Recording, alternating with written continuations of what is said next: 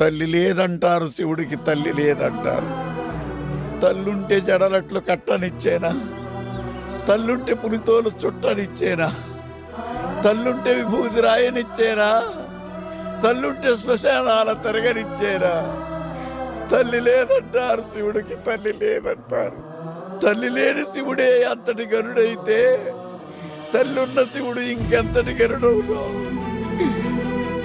తల్లి లేని సుకుమారుడు ఎంతమందికి గొప్పవాడైతే తల్లుంటే ఇంకెంతటి గొప్పవాడగదు సుకుమారు.